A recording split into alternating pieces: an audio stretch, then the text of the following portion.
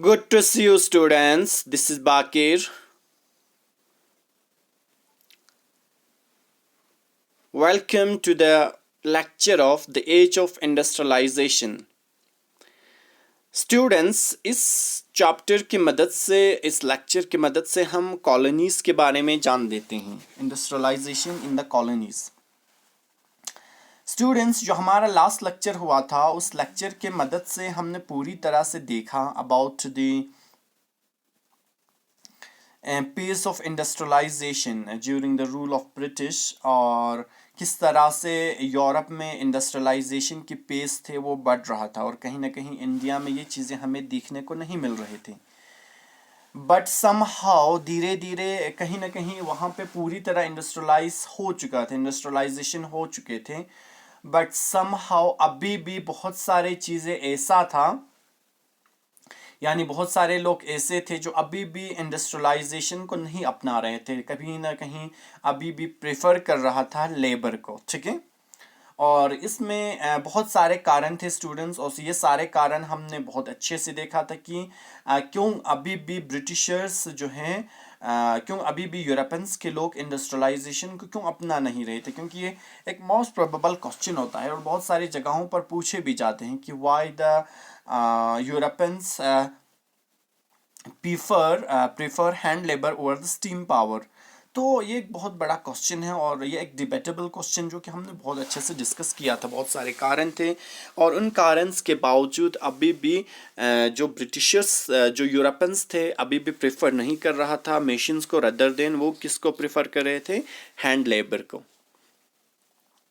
आज हम देखेंगे industrialization in the colonies, particularly in the context of India.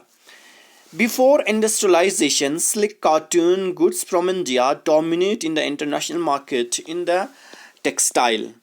Indian merchants and bankers were involved in the network of export trade, giving advances to the weavers, procuring woven cloth from weaving village after 1750. This network broken down.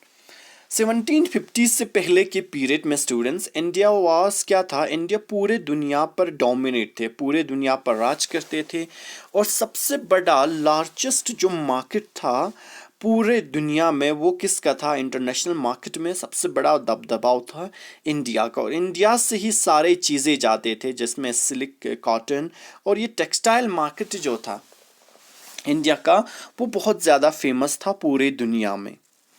और India के हर वो लोग, चाहे वो bankers हो, merchants हो, पूरी तरह ट्रेड एक्सपोर्ट में इवॉल्व थे।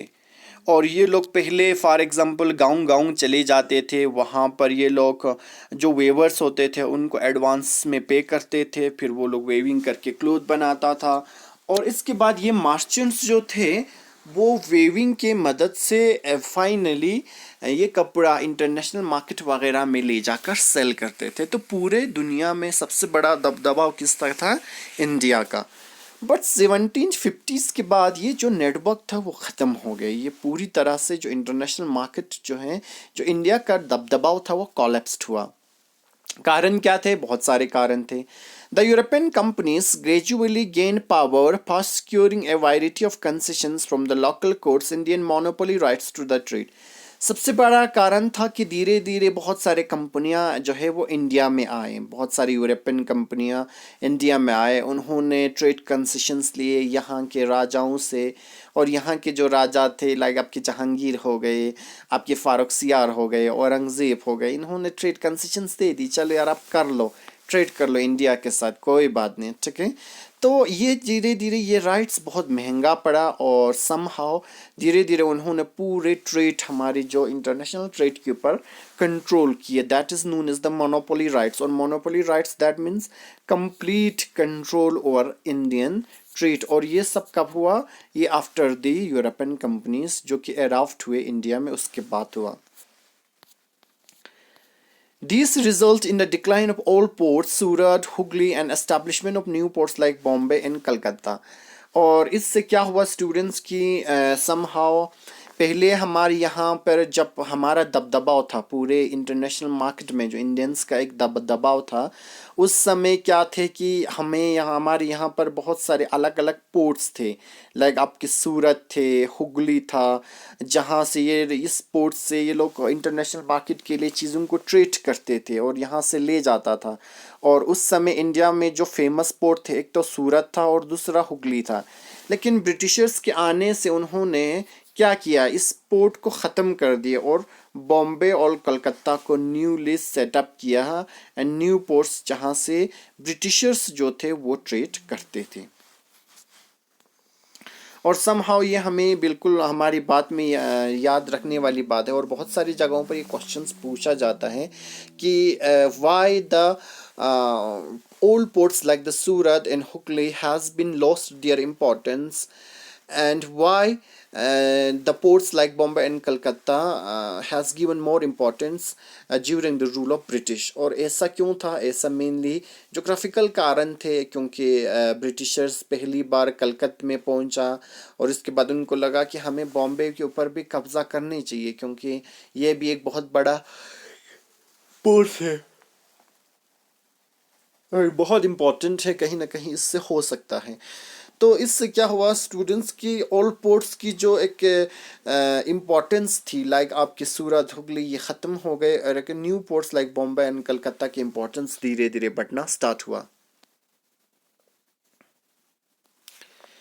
Once East India Company established political power, it could assert a monopoly right to trade। एक बार जब ईस्ट इंडिया कंपनी ने अपनी पॉलिटिकल पावर पूरी तरह से इस्टेब्लिश किया, इससे क्या हुआ कि जब ब्रिटिशर्स के द्वारा यानी ईस्ट इंडिया कंपनी के द्वारा पूरी तरह से उन्होंने मोनोपोली राइट यहाँ पर अपनाए, पूरी तरह से इंडिया के ऊपर जब उन्होंने कंट्रोल किया, इसके बाद बहुत सारे पॉलिटिकल पावर भी यहाँ पर इस्टेब्लिश किए ब्रिटिश के द्वारा। यानी जब उन्होंने ट्रेड के ऊपर कंप्लीट कंट्रोल किए, तो साथ ही साथ उन्होंने क्या किया कि यहाँ पर एक पॉलिटिकल पावर भी इस्टेब्लिश किए। कहीं ना कहीं ब्रिटिशर्स को लगा कि हमें साथ साथ पॉलिटिकल पावर भी यहाँ पे क्या करना चाहिए, पूरी तरह से जो है इस्टेब्लिश करनी चाहिए। और जब इन्होंने एक बार इन्होंने जब एक ईस्ट इंडिया कंपनी ने पॉलिटिकल पावर इस्टेब्लिश किया, तो साथ ही साथ उन्होंने ट्रेड के ऊपर भी पूरी तरह से क्या किए, कंट्रोल किए। अब ऐसा क्यों था कि the company try to eliminate the existing traders and workers and establish more direct control over the weaver. आप अगर आप एक बार हिस्ट्री देखेंगे स्टूडेंट्स, यहाँ ईस्ट क्या कहते हैं इसका, यूरोपियन कंपनीज का, तो यहाँ पे पहले 4-5 कंपनियाँ थे। आपके डच थे, डेंस थे, आपके पुर्तगाल थे, आपके फ्रेंच थे। तो धीरे धीरे इन कंपनीज के बीच में जो कंपटीशन था वो बढ़ना स्टार्ट हुए। आपस में एक दूसरे की शिप्स डुबा लेते थे, एक दूसरे की शिप्स पर अटैक करते थे, और इससे बहुत ज़्यादा नुकसान भी होता था। लाइक धीरे धीरे जो लोगों को लगा कि हमें एक दूसरे की जो एक कंपटीशन है, इस कंपटीशन को बाहर कर देना चाहिए। और इनमें सबसे जो एक प्रेस्टिजियस एंड पावरफुल कंपनी जो उभर कर आया, that is east India company, और बाकी सारे कंपनियों को यहाँ से एलिमिनेट कर दिया गया। तो क्या किया, इससे जो है कंपनियों को लगा कि हमें बाकी कंपटीटर्स को हटा देना चाहिए और हमें पूरी तरह से डायरेक्ट कंट्रोल स्टैब्लिश करना चाहिए ओवर द वेवर। और बाद में यही भी हुआ, ब्रिटिशर्स ने पूरी तरह से सारे कंपटीटर्स को एलिमिनेट किए और ख़ुद यहाँ पर पूरी तरह से क्या किया, डायरेक्ट कंट्रोल किए। It appointed a paid servant called गोमास्ता to supervise the weavers। इन्होंने एक पेड सर्वेंट भी अपॉइंट करते थे जिनको गोमास्तास कहा जाता था, जो कि वीवर्स के ऊपर सुपरवाइज करते थे, सप्लाईज कलेक्ट करता था, इनका काम होता था वीवर्स का, और क्वालिटी ऑफ क्लोथ्स को एग्जामिन करते थे। और ये अक्सर बहुत सारी जगहों पर क्वेश्चंस पूछा जाता है students, who are the gomasthas and what kind of importance during the rule of British. और ये लोग कौन थे फिर, गोमास्तास जो है ये एक पेट सर्वेंट था। हालांकि ये इंडियंस थे, बट इनको पे करता था ब्रिटिशर्स, और ये लोग सुपरवाइज करते थे वीवर्स को, सप्लाईज को कलेक्ट करते थे और क्वालिटी ऑफ क्लोथ्स को एग्जामिन करते थे। साथ ही साथ it prevent the company weavers from dealing with other buyers through the system of advance. इनको एडवांस में पे करते थे तो गोमास्ताज का काम होता था कि इनको बाकी जो बायर्स हैं उनके साथ ये लोग डील ना कर सकें, इनका भी काम यही होता था। Those who loans had to hand over the cloth they produce to the gomasthas. इसके बाद वो लोग जो एडवांसेस में लोन लिया हुआ था, इनको जो कपड़े थे प्रोड्यूस करने के बाद गोमास्ताज को हैंड ओवर करने होते थे। And they could not take it from other trader, और वो दूसरे ट्रेडर्स ये सारी चीज़ें नहीं ले सकता था, क्योंकि ये लोग एक वेवर्स जो होता था उनको एडवांसेस में पे करते थे और वहीं से जो है जो क्लोथ वगैरह इनको टेक ओवर हैंड ओवर करते थे। ओके स्टूडेंट्स, तो बाकी चीज़ें हम आने वाले लेक्चर्स में डिस्कस करेंगे। आपको कोई भी क्वेरीज कोई भी डाउट रहता है तो आप किसी भी माध्यम से जोड़ सकते हैं, अपनी क्वेरीज बिल्कुल हमें बता सकते हैं। Have a good day students.